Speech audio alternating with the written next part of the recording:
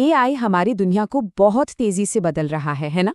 तो सबसे बड़ा सवाल ये है कि 2030 आते आते कोई अपने करियर को सिर्फ बचाए ही नहीं बल्कि उसकी वैल्यू को कई गुना कैसे बढ़ा सकता है।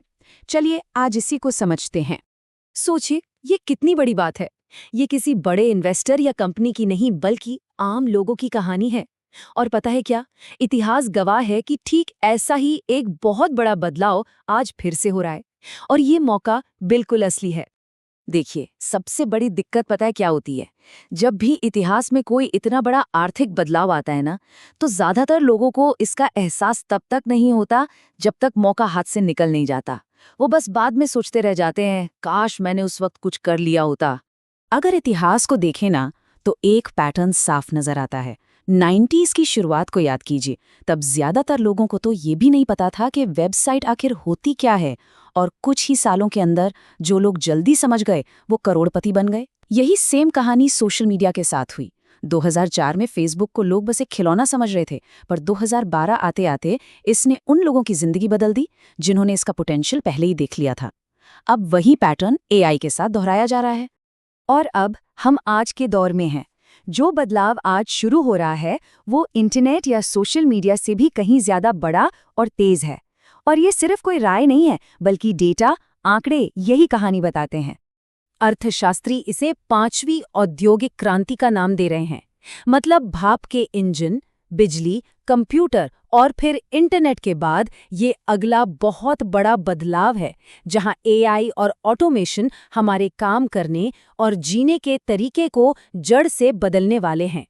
और जरा इस नई इकोनॉमी के साइज के बारे में सोचिए। ये कोई छोटी मोटी बात नहीं है। मैकिन्जी की रिपोर्ट के मुताबिक एआई और ऑटोमेशन हर साल, जी हां हर साल, लगभग $7.9 ट्रिलियन की एक्स्ट्रा आर्थिक वैल्यू बना सकते हैं। ये जापान की पूरी जीडीपी से भी ज्यादा की वैल्यू है जो हर साल बन रही है। लेकिन सवाल ये उठता है कि ये बदलाव हो कितनी तेजी से रहा है। और ये सवाल ये बहुत जरूरी है, क्योंकि इसी तेजी को न समझ पाने की वजह से ज्यादातर लोग मौका गवा देते हैं। देखिए, हर टेक्नोलॉजी का बदलाव अपने पिछले वाले से ज्यादा तेज था, और ये वाला अब तक का सबसे तेज है। जरा इन आंकड़ों पर गौर कीजिए। नेटफ्लिक्स को 10 लाख यूजर्स तक पहुंचने में 3.5 साल लग गए। फेसबुक ने ये काम 10 महीने में किया, इंस्टाग्राम ने 2.5 महीने में, और चैट जीपीटी, उसने ये सिर्फ 5 दिनों में कर दिखाया। ये इस बात का जीता जागता सबूत है कि जो शुरुआती मौका होता है ना, वो अब कितनी तेजी से छोटा होता जा रहा है। देखिए, इंटरनेट के टाइम पर लोगों के पास करीब करीब 10 साल थे खुद को जमाने के लिए, लेकिन एआई के साथ ये खिड़की सिर्फ 2 या 3 साल की हो सकती है। इसका सीधा सा मतलब है कि जो करना है अभी करना है, इसे कल पर नहीं टाल सकते। तो इसका मतलब क्या हुआ? इसका मतलब ये हुआ कि एक तरह की डेडलाइन है, एक ऐसा समय जब एआई में जल्दी आने का ये जो फायदा है ना, वो लगभग खत्म हो जाएगा। ये जो डेटा है ना, ये एक बहुत जरूरी चीज दिखाता है, एक गैप। 2026 की शुरुआत तक अमेरिका के करीब 44% बिजनेस ने एआई को नहीं अपनाया था।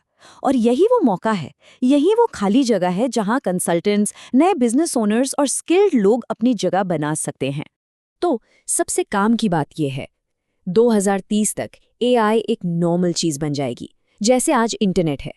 मतलब अगले कुछ साल बहुत अहम हैं खुद को सही जगह पर लाने के लिए, इससे पहले कि मेन स्ट्रीम की भीड़ आए और ये फायदा हमेशा के लिए चला जाए। तो ठीक है, ये सब तो समझ आ गया, लेकिन अब सवाल ये है कि कोई इस क्रांति का फायदा उठाए तो उठाए कैसे? और ये सिर्फ एआई कंपनियों के स्टॉक खरीदने के बारे में नहीं है। दरअसल इसके 3 अलग-अलग रास्ते हैं जिन पर कोई भी चल सकता है।